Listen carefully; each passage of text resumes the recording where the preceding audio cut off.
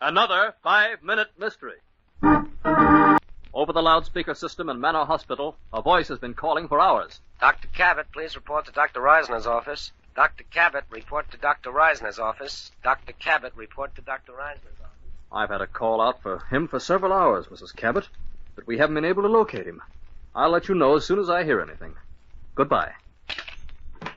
Oh, yes, Miss Burdick. Dr. Reisner, come quickly. Dr. Cabot's been murdered and all the radium stolen. What's that? Operator, get me the police. Hurry. Dr. Cabot, report to Dr. Reisner's office. Dr. Cabot, report to Dr. Reisner's office. Now, let's get this straight, Miss Burdick. You say you were walking along the corridor. That's right, Lieutenant Fletcher. And I heard a noise that sounded like kicking on a door. That was just outside of radiology? Yes, Dr. Reisner. I knew no one should have been in there, so I opened the closet where the noise seemed to be coming from. And you found the body of Dr. Cabot and the orderly. What's his name? Gorman. Dr. Cabot had been stabbed many times and was still tied and blindfolded. The radium vault was open and had been ransacked. Thank you, Miss Burdick. Lieutenant, I think Gorman is coming around now. Perhaps he can tell us something. I'll try him. Gorman, wake up. Jim, come on. Yes. Who did it, Gorman? Who did it? 2 men. How did it happen? I came in the middle. They had the vault open, and Dr. Cabot was gagged and blindfolded, just like you see him now. Did they see you? And not at first. I saw Dr. Cabot through a crack in the door. I knew something had to be done fast, so I opened the door very quietly. Where were the men? They were in the corner, working on the safe. I walked in on tiptoe and saw them. I caught Dr. Cabot's attention, and he motioned for me to come ahead. But they still didn't notice you? No, sir. Then the chair Dr. Cabot was sitting on creaked, and one of them turned around. Then what happened? Everything. First they grabbed me and bound and blindfolded me just like Miss Burdick found me, and then Dr. Cabot began to struggle. Did he get loose? No, Dr. Reisner, but for a moment it looked as if he would. They got very panicky and stabbed him with a scalpel. Both of them or only one? No, it was the younger one. I see. For a moment I thought they'd use that knife on me, but they gave me a hypodermic needle instead. That knocked me out till Miss Burdick found me.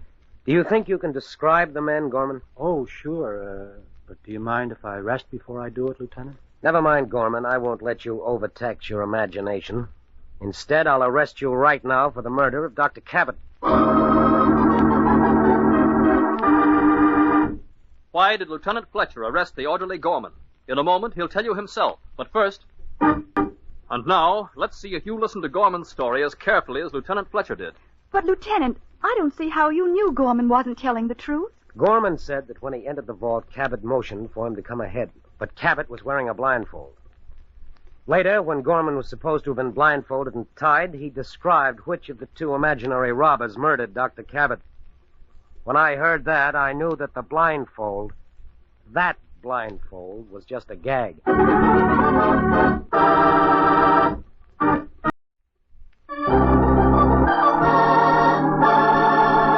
Another 5-minute mystery. Lonely black night, ain't it, Foley? Yeah. A lot better riding around this squad car than pounding the beat. Yeah, I guess it is. I remember when you and I first joined the force back in... Hey, Sullivan. What? Look there ahead. Somebody's running toward our car, waving like mad. Slow down, Foley. Let's see what he's in such a hurry about. Officer! I'm so glad you happened along. Right down there. Just one more block. My fiancée. She just committed suicide.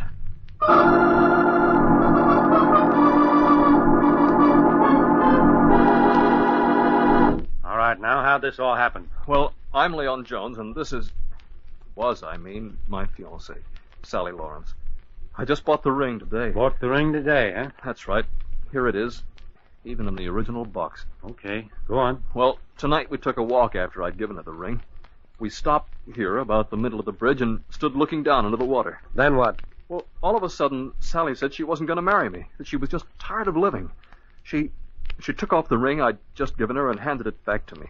I asked her what was the matter, what had happened. Had she ever seen down at the mouth before this? Once in a while, nothing serious. By the way, Mr. Jones, when did you put that ring back in the case? Why, I don't know. I'm afraid I have sort of an orderly type of mind. Why? Nothing at all. When you asked her what had happened, did she tell you? No, she didn't. She just turned around and started fumbling in her purse. I thought she was getting her handkerchief, but then I saw the glint of light on a small bottle as she lifted it to her lips. and she collapsed, just as though she'd been hit by lightning. It was all done so fast. I called to her, kept speaking her name, but it was too late. Let's step over and examine the body a little closer. Sullivan, it's an open and shut case of suicide by poison. Well, maybe. Yes, there's the bottle, all right, just where it fell. Empty, too. Now, pull out the cork. See what this smells like. Take a whiff, Foley. Stuff knocks you out the minute it hits your tongue. Hey, Joan said she fell over just like she'd been hit by lightning. Wait a minute, Foley. That's it. This isn't suicide, this is murder. Murder by Mr. Leon Jones.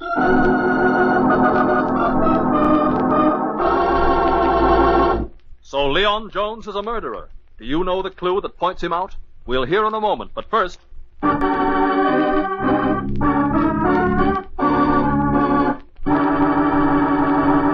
And now, let's hear the solution from Police Lieutenant Sullivan. Miss Lawrence apparently refused to marry you tonight, Mr. Jones. Refused to even take the ring, is my guess, and you decided to murder her. You stated that Miss Lawrence collapsed immediately after she drank the contents of the bottle. After finding what the bottle contained, we know this is true. But tell me, Mr. Jones, if your fiancée dropped dead immediately after she drank from the bottle, then why is it I had to remove the cork before I could smell what was in the bottle? No one drinking the contents of this bottle could possibly have had time to cork it before death struck. A neat little trick, Mr. Jones, but your mind was just a little too methodical to be really clever. Come along, we've got a little trek down to headquarters.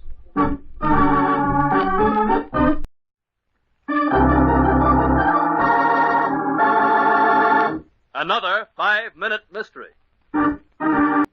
So you're making out all right, Molly, with your husband in the Army. And why not, Inspector? Women are no weaklings. I can run this garage as good as any man now. The next thing you know, the women will be taking over the police departments. Yeah, just a minute. Hello, George's garage. Molly George speaking. Huh? Yeah, sure, I can handle it. Sure, be right over. Someone broken down? Worse than that, Inspector. A car just went over that 70-foot cliff at the Globe Tunnel. The Globe Tunnel? Hey, that must be some wreck. I'll follow you out in my car, Molly. This might prove interesting.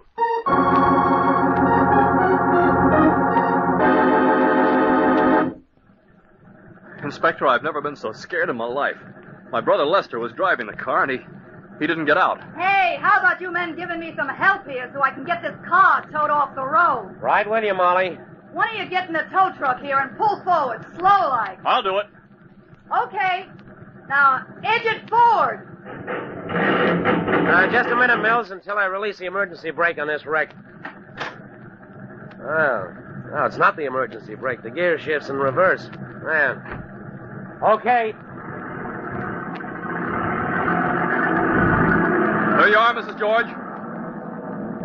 How did your brother happen to run off this cliff, Mills? We were having a little argument, Inspector, and Lester didn't see the curve until too late. Must have been going pretty fast. Well, we were going about 50 miles an hour. Lester yanked back on the emergency brake hard, but it didn't do any good. The brake must have been defective. There's no skid marks. I've got no faith in emergency brakes. Never use them. If Lester hadn't taken so much time with his, he could have jumped, too. Then you jumped from this speeding car and didn't get hurt? It was a miracle. When I saw Lester had lost control, I opened my door and jumped. The car ran along the edge of the embankment for about 20 feet and then fell over. It rolled and bounced down over those rocks. It was horrible. Yes, I can see the tracks here along the edge of the cliff. I'm taking it on in, Inspector, okay? Sure, I'll see you later with the coroner. If Lester hadn't trusted his brakes so much, he'd be here now. But no, the poor devil never even had a chance. I'll say he didn't have a chance. Not when you, Mr. Mills, had murdered him.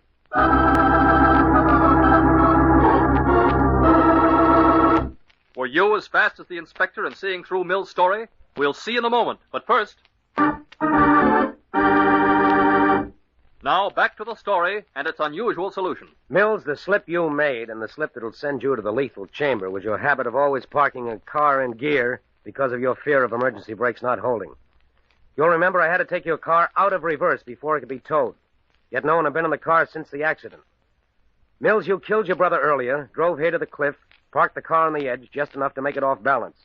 Then to make sure the car didn't move until you were clear of it, you put the car in reverse, got out, wobbled the car until it toppled over the embankment. That reasoning is stupid. It was stupid of you, Mills, to forget that a car can't speed forward with the gears in reverse.